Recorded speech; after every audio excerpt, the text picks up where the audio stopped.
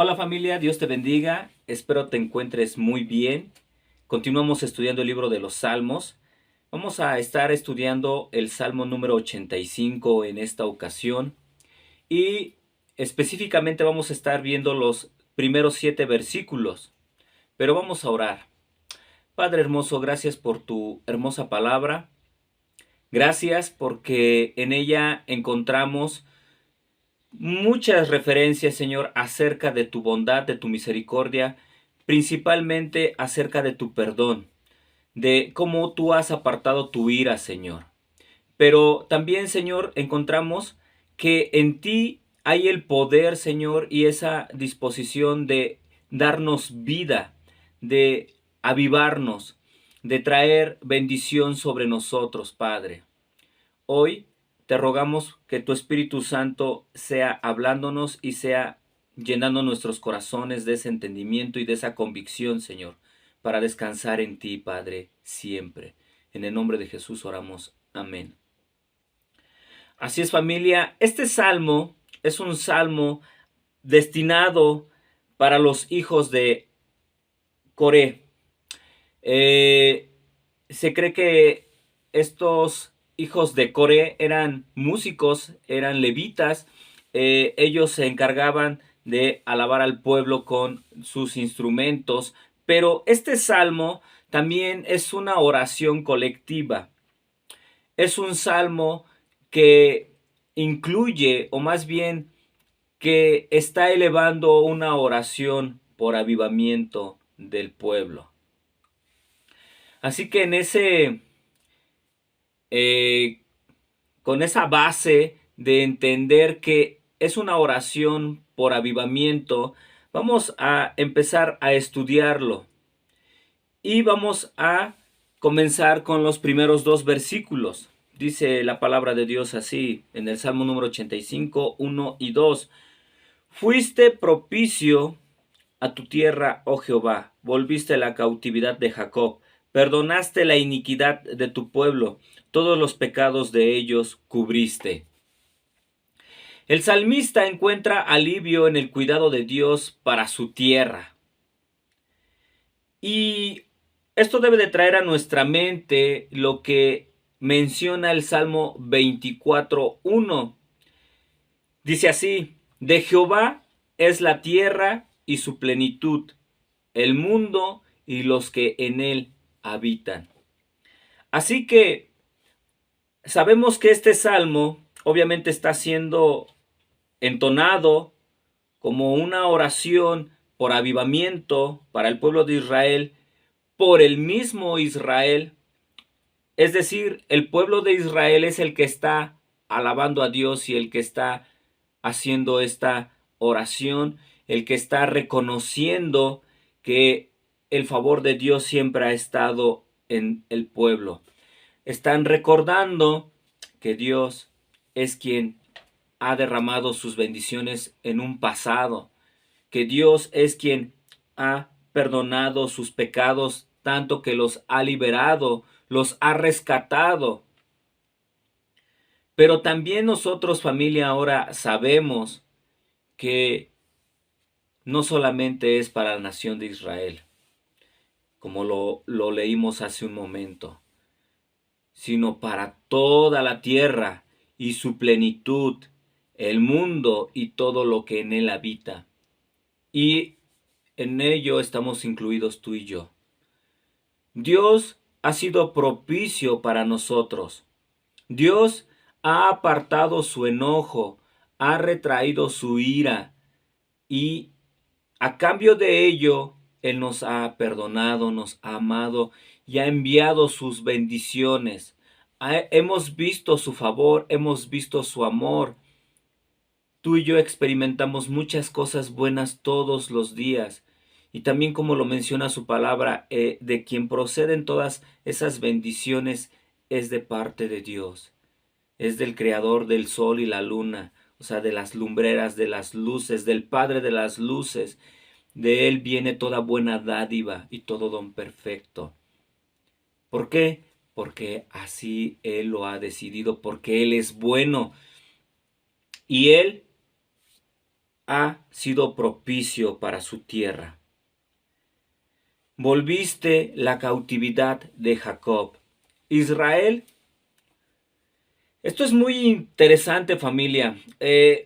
Aquí el salmista, en esta alabanza, está llevando al pueblo a que recuerde todo el favor de Dios hacia ellos, que recuerde cómo Dios los ha perdonado un sinfín de veces, cómo Dios los ha liberado de la cautividad, no una vez, sino muchas veces, todo el tiempo, hasta el día de hoy. Así como a nosotros también nos ha perdonado y nos ha liberado y nos ha rescatado. Por eso es que dice, volviste la cautividad de Jacob. Israel no está suspirando por la gloria, las glorias pasadas, no solamente, ay, no, pues Dios nos ha dado victoria, nos ha rescatado, hemos visto cómo hemos vencido a nuestros enemigos, cómo hemos conquistado, cómo hemos salido adelante. No, sino aquí la finalidad del salmista es que nosotros recordemos las misericordias pasadas, pero esto para estimularnos a una oración de gratitud hacia el Señor. No como para jactarnos de que a nosotros no nos pasa nada o de que siempre nosotros estamos siendo protegidos, sino más bien para ver aquel de quien provienen todos los favores y todos esta misericordia. Por eso es que dice también, perdonaste la iniquidad de tu pueblo. El salmista no solamente estaba interesado en el beneficio que experimenta la tierra, sino más importantemente en la relación con Dios.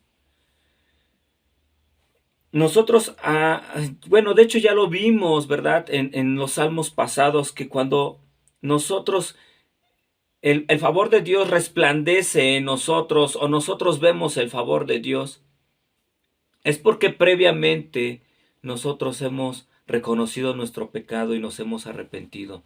Entonces se restaura lo más importante, que es nuestra relación con Él. Y de ahí vienen como consecuencia las bendiciones de Dios. Entonces, la finalidad de este salmo es que nosotros, familia, estemos recordando cómo Dios ha restaurado la relación. No nosotros, es Él, pero Él espera que nosotros vengamos a Él, que le busquemos, que clamemos por que Él traiga vida a nosotros, que es lo que vamos a ver un poquito más adelante. Que oremos, pero con esto en nuestra mente, de que Él es bueno, de que Él es tardo para la ira, de que Él es justo, pero es misericordioso también, de que Él tiene cuidado de nosotros. Por eso dice también perdonaste, cubriste, es como otro sinónimo de quitar la iniquidad, de quitar la cautividad. El salmista usa estas palabras significativas para el perdón, ya que el pecado se considera un peso que oprime a la nación, que la misericordia de Dios levanta y quita. También el pecado se concibe como una horrible mancha o inmundicia que la misericordia de Dios oculta para que ya no sea una ofensa para el cielo. Perdonaste la iniquidad de tu pueblo.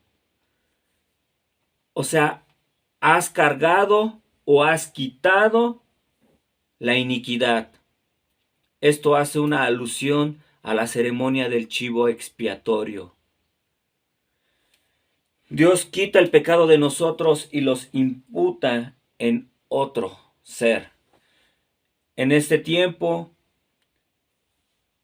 eran pasados, opuestos o depositados en un animal, en un cordero. Y este animal experimentaba la muerte y era ofrecido en sacrificio. De esta manera eran cubiertos los pecados. Ya sea de manera individual, tú cometías pecado, una manera de venir y reconciliarse una vez más con Dios, de pedir perdón, era ofreciendo un sacrificio. Pero también esto se hacía una vez al año, para que el pueblo de Dios, toda la nación, experimentara el perdón. Por eso es que Dios ha quitado el pecado de su pueblo. Es Dios, no nosotros, por lo muy bueno que seamos o por nuestras obras. Lo único que nosotros podemos hacer y nos corresponde es ser humildes. De esa manera nosotros vamos a experimentar la vida. De esa manera nosotros vamos a experimentar una comunión íntima con Dios. Una comunión en la cual nosotros podamos tener esa relación constante, sin miedo, sin vergüenza, delante de Dios. Pero es Dios el que está haciendo toda la obra. Por eso es que dice también en este versículo número 2, todos los pecados de ellos cubriste. Todos los pecados. Y recordemos que está hablando de ceremonias, de lo que el pueblo de Dios experimentaba en el antiguo pacto. Cada mancha, cada arruga, el velo del amor lo ha cubierto todo. El pecado ha sido divinamente borrado de la vista de Dios. Dios es el que se encarga de cubrir nuestro pecado. En el Antiguo Testamento, una vez más, repito, era a través de estas ofrendas, del derramamiento de la sangre de estos animales. Pero hubo un sacrificio perfecto. Y esto es lo que vamos a ver en el versículo número 3. Dice, reprimiste tu enojo, te apartaste del ardor de tu ira. Reprimiste tu enojo, al igual que con el versículo anterior. Este anticipa la obra completa de Jesús en la cruz, donde Jesucristo, nuestro Señor, satisfizo el justo requisito de Dios en su totalidad con un único sacrificio definitivo. Y esto lo encontramos en muchas partes del Nuevo Testamento, familia. Y entre de ellas encontramos más en el libro de Hebreos. Y vamos a ver solamente una cita. Vamos a leer Hebreos 10:10. Dice así la palabra de Dios. En esa voluntad somos santificados mediante la ofrenda del cuerpo de Jesucristo, hecha una vez para siempre. Ya no hay necesidad de que año tras año haya sacrificios, porque Jesucristo ofreció su cuerpo de una manera definitiva, completa, única. Ya no hay necesidad. Todo lo pasado, todo lo que se llevaba a cabo en el Antiguo Testamento, en esta ceremonia del perdón de pecados o de la ofrenda de expiación, ya no es necesario, porque en todo caso estaríamos como admitiendo que la obra de Jesucristo no es completa, no es perfecta y no es total. Pero nosotros sabemos que lo es, porque Jesucristo fue 100% hombre, pero también 100% Dios. Él es justo, Él es el Cordero perfecto, sin mancha, que Él se ofreció por nosotros. Entonces, familia, aunque el salmista está reconociendo el amor, la plenitud del perdón de Dios a través de esos sacrificios, y ellos se gozan y experimentan la plenitud y el contentamiento en ese favor de Dios, en su perdón, pues imagínense nosotros con mayor certeza, con mayor razón tendríamos que estar contentos y admitir que solamente Dios puede perdonar pecados por medio de nuestro Señor Jesucristo. Es necesario que nosotros reconozcamos la obra en la cruz de nuestro Señor Jesucristo. Es necesario que nosotros descansemos en ello y que vengamos a Dios en el nombre de Jesús para que experimentemos el perdón de pecados, no en nuestras obras, no en nuestros sacrificios, no en lo que nosotros podamos hacer. Nosotros solamente podemos ser perdonados a través de Jesucristo, por la obra que Él hizo, porque es la única obra perfecta. En esa voluntad, familia, somos santificados mediante la ofrenda del cuerpo de Jesucristo, hecha una vez para siempre. Algunos de los lenguajes de salvación más fuertes en las Escrituras están presentes en estos versículos. Cubrió sus pecados, es lo que mencionan estos textos. Y describe lo que se entiende por expiación. Deja a un lado tu ira, es otra expresión. Y esto significa la palabra propiciación. Dice, te apartaste del ardor de tu ira, también en el versículo número 3. Hay un gran alivio al saber que la ira del Señor ha pasado. Esto es especialmente cierto cuando se considera el ardor de su ira.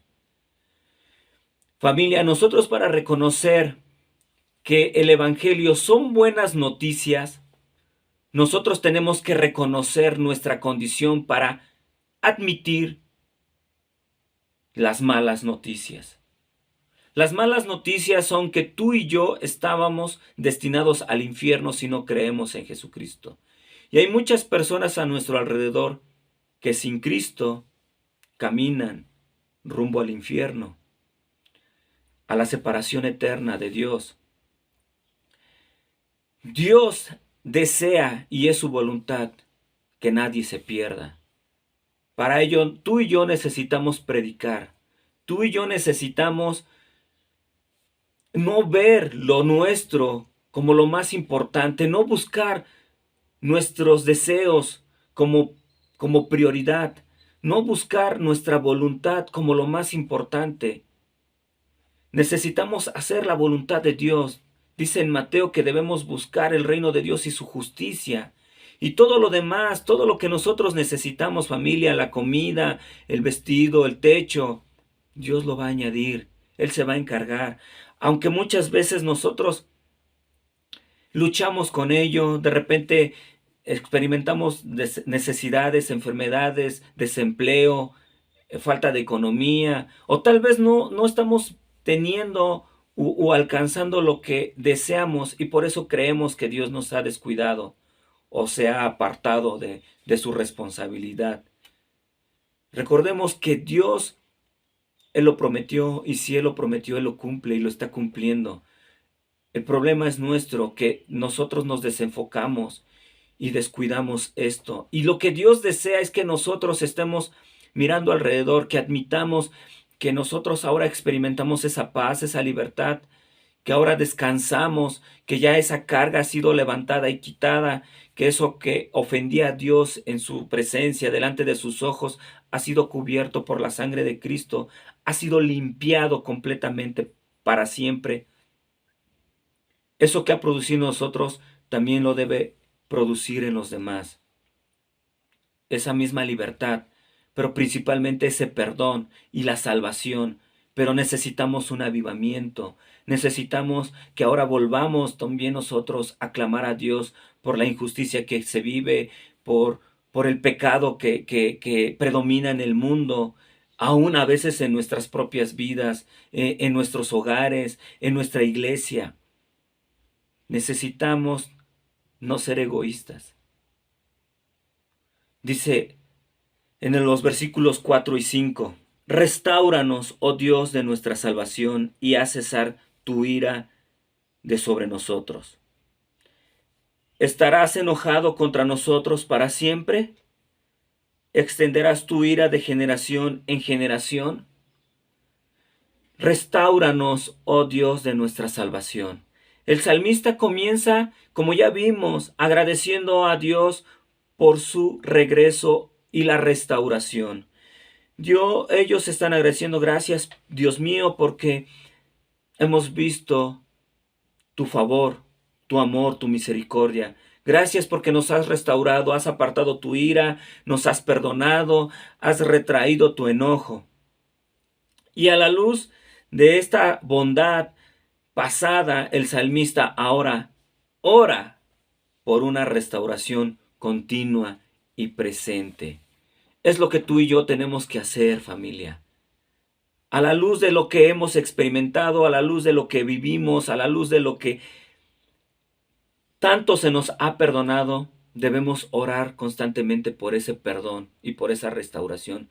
Ahora para los demás, si tú estás haciendo la voluntad de Dios, y si te has apartado, y si has vuelto al mundo, o si estás yendo en contra de la voluntad de Dios, entonces también necesitas este avivamiento porque estás muriendo espiritualmente.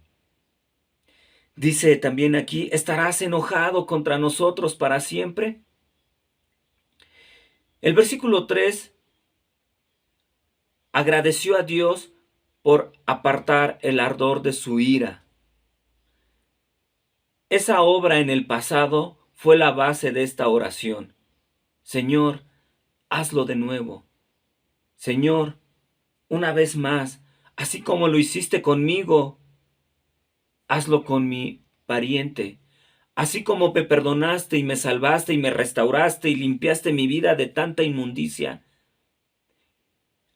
hazlo con mi vecino, hazlo con mi hermano.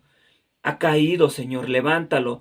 O también, Señor, un día me perdonaste, me lavaste, me limpiaste, yo andaba mal, pero una vez más he vuelto a caer. Vuelve a perdonarme, Señor. Ten misericordia de mí. Avívame. Lávame una vez más, Señor. Retrae tu ira. Versículos 6 y 7 dice, ¿no volverás a darnos vida para que tu pueblo se regocije en ti? Muéstranos, oh Jehová, tu misericordia y danos tu salvación. ¿No volverás a darnos vida? Esta es una oración sencilla y maravillosa para un avivamiento. Señor, ¿no volverás a darnos vida?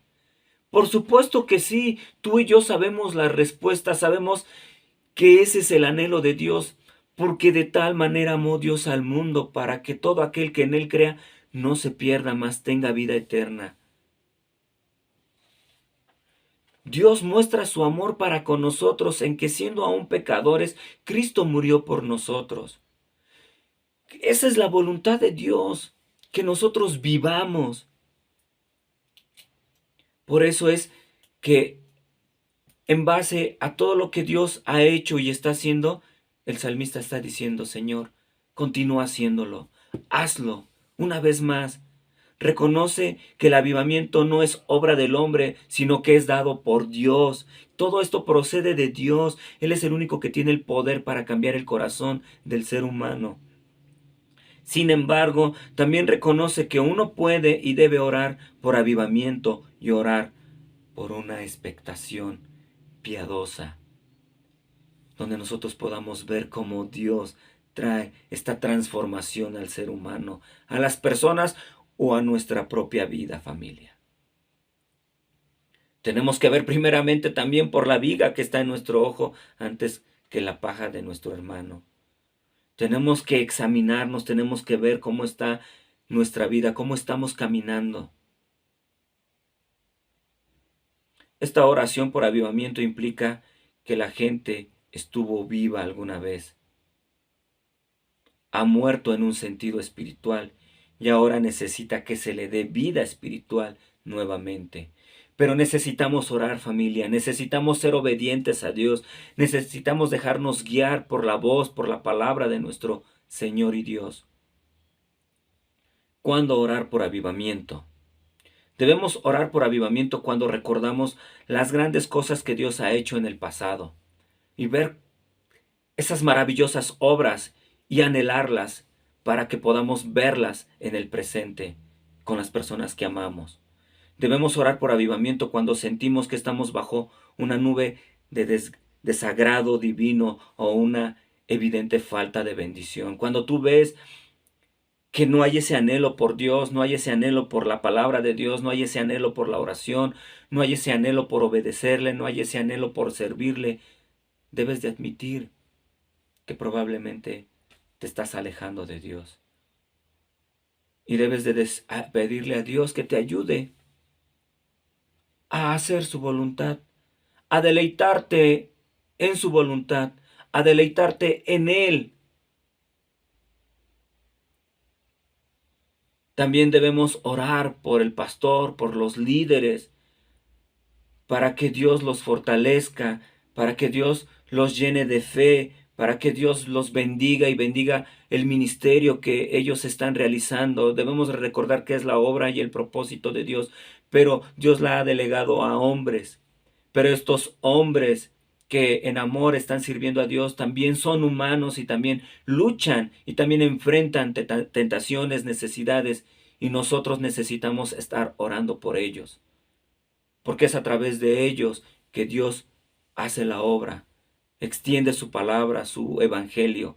Pero también debemos orar por la congregación, tenemos que orar por nuestra familia, tenemos que orar para que Dios siga derramando de su Espíritu Santo y siga avivando sus corazones y ellos puedan estar alegres, estar gozosos, experimentar esa paz que solamente Dios puede darnos. Y que ellos también lo repliquen, que ellos también vayan y extiendan el Evangelio, que lo lleven a todas partes. Debemos orar por avivamiento también por otras iglesias. Nosotros tenemos que tener claro que Dios desea que todo el mundo se salve.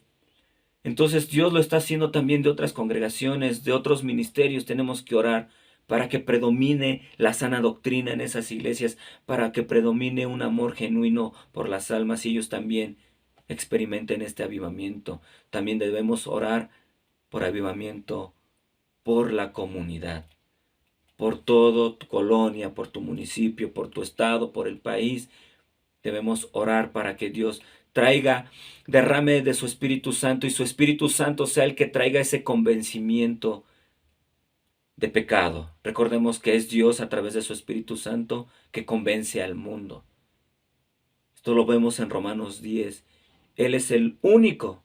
Entonces necesitamos orar a Dios, pero en nuestros corazones debe de existir ese anhelo por ese avivamiento. ¿Para qué? Como dice en el versículo número 6, para que tu pueblo se regocije en ti. Orar por avivamiento significa orar para que la obra de Dios entre su pueblo haga que ellos encuentren su gozo solo en Él. Nosotros, como dice también en uno de los salmos, deleítate en Jehová y Él te concederá las peticiones de tu corazón. Cuando nosotros oramos de acuerdo a la voluntad de Dios, Él concede nuestros deseos.